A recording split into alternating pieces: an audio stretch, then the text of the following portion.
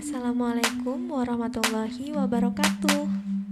Halo semuanya, berjumpa lagi dengan saya, Imas Dewi Purwati, masih dalam pembahasan materi seni budaya bab 3, yaitu tentang konsep seni. Di video part 3 ini, saya akan menjelaskan tentang konsep seni ditinjau dari aspek fisik, estetika, dan nilai. Mari kita simak bersama-sama. Yang pertama, aspek fisik. Jika dipandang dari segi bentuk dan dimensinya, karya seni dibedakan menjadi dua jenis, yaitu karya seni 2 dimensi dan karya seni 3 dimensi. Karya seni 2 dimensi. Suatu karya seni dapat disebut atau dikategorikan dalam seni 2 dimensi jika karya tersebut hanya mempunyai ukuran panjang, lebar, dan hanya dapat dinikmati dengan satu sudut pandang, yaitu arah depan atau sejajar dengan bidang datar. Karya seni 3 dimensi. Berbeda dengan karya seni 2 dimensi yang hanya dapat dinikmati dari satu sudut pandang, karya seni 3 dimensi merupakan karya yang memiliki 3 unsur, yaitu panjang, lebar, dan tinggi. Dengan demikian, karya seni 3 dimensi memiliki kesan volume atau isi secara nyata yang bisa dilihat dari berbagai arah sudut pandangan. Dalam seni 3 dimensi, pelaku seni harus memperhatikan detail dalam karyanya, agar karyanya tersebut tidak hanya dapat dilihat, tetapi juga disentuh, diraba, bahkan digerakkan. Kedua, aspek isi. Aspek isi merupakan gagasan atau tema yang menyumbang makna dari sebuah bentuk karya seni. Agar berhasil dalam menyampaikan isi yang ada di dalamnya, suatu karya seni memerlukan beberapa hal, di antaranya gagasan, wujud, dan arti atau makna. Gagasan atau ide adalah hal pertama yang dipikirkan oleh kreator. Penyebabnya adalah proses kreatif dalam dunia seni merupakan suatu proses yang bertujuan mewujudkan hasil imajinasi atau gagasan menjadi bentuk yang nyata. Hasil imajinasi ataupun gagasan yang terwujud dalam bentuk karya seni tidak hanya dapat dinikmati, tetapi juga dimanfaatkan. Wujud. Wujud ini yang berhubungan erat dengan prinsip-prinsip komposisi. Prinsip-prinsip komposisi meliputi proporsi, keseimbangan, irama, kontras, klimaks, dan kesatuan. Prinsip-prinsip tersebut dijadikan ukuran untuk menilai karya seni dari segi wujud. Arti atau makna. Makna dalam isi dapat dibedakan menjadi dua, yakni makna denotatif dan konotatif. Makna denotatif bersifat objektif serta dapat dipahami melalui pengamatan dan pikiran atau rasio. Sementara itu, makna konotatif lebih bersifat subjektif serta lebih berkaitan dengan perasaan dan makna simbolis atau tersirat.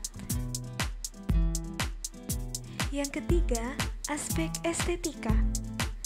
Saat ini, penelitian umum mengenai estetika lebih melihat keindahan sebagai hasil sensasi atau interaksi antara persepsi dan objek, bukan sebagai sifat dari objek itu sendiri. Kemampuan estetis adalah kemampuan menciptakan nilai-nilai keindahan untuk karya seni sesuai dengan pengalaman artistik seorang kreator atau seniman. Sikap estetis sendiri turut melekat dalam pemanfaatan karya seni. Namun, ada banyak perbedaan pendapat mengenai pengertian keindahan, estetika, dan kemampuan estetis. Perbedaan pendapat tersebut kemudian melahirkan dua teori, yaitu teori objektif dan teori subjektif. Teori objektif. Menurut teori objektif, estetis dimaknai sebagai kesan yang dapat ditemukan pada suatu objek atau karya seni dengan ciri-ciri, sifat, kualitas, dan keindahan yang dihasilkan dari kesatuan unsur seni yang digunakannya. Teori subjektif.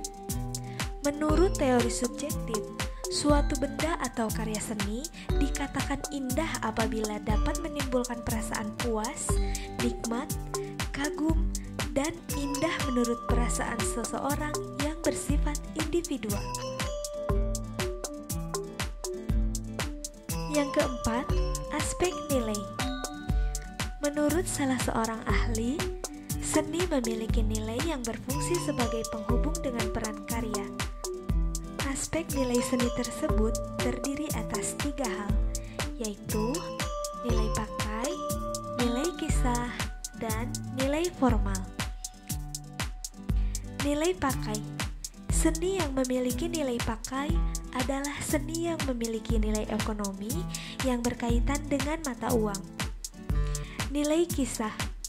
Seni yang memiliki nilai kisah adalah seni yang memiliki nilai ideal yang tercermin dalam nilai religius, moral, dan historis. Nilai formal. Seni yang memiliki nilai formal adalah seni yang memiliki nilai dalam dirinya sendiri atau nilai intrinsik. Pembahasan terakhir dari materi bab 2 ini yaitu tentang kegiatan berkarya seni. Secara garis besar, berikut adalah tahap-tahap dalam kegiatan berkarya seni. Yang pertama, mengamati. Kedua, menanyakan. 3, mencoba. Keempat, menalar. Dan yang kelima, menyajikan. Mengamati. Pada tahap ini, seorang seniman atau kreator akan melaksanakan pengamatan terhadap realitas internal kehidupan spiritualnya. Misalnya, memusatkan perhatian pada kehidupan rohaninya. Menanyakan. Pada tahap ini, seniman menanyakan kepada dirinya sendiri mengenai pengalaman mana yang paling berkesan dan mendesak untuk diekspresikan melalui kegiatan berkarya seni. Tahap ini juga dikenal sebagai penentuan subject matter atau penentuan tema karya seni yang akan diciptakan. Mencoba. Pada tahap ini, seniman akan mencoba menerka wujud atau sisi visual dari karya yang akan ia hasilkan. Karya sebaiknya disesuaikan dengan gagasan dan imajinasi yang sebelumnya telah dipikirkan. Tidak ada batasan yang mengekang kebebasan berkreasi dalam memilih gambaran wujud seni. Batasannya adalah pencapaian kepuasan berekspresi sama dengan terwujudnya gagasan menjadi sebuah karya seni. Menalar. Selanjutnya dilakukan analisis terkait kekuatan dan kelemahan. Analisis dilakukan dengan berbagai aspek, mulai dari aspek konseptual, visual, hingga penentuan media dan teknik penciptaan yang akan digunakan. Yang terakhir, menyajikan. Penyajian sebuah karya seni memiliki pengertian yang berbeda-beda tergantung dari jenis karya seni yang diciptakan. Sekian pembahasan mengenai aspek-aspek seni dan kegiatan berkarya seni. Semoga dapat dipahami dan dapat bermanfaat untuk semuanya ya. Mohon maaf atas segala kekurangan. Terima kasih untuk perhatiannya. Wassalamualaikum warahmatullahi wabarakatuh.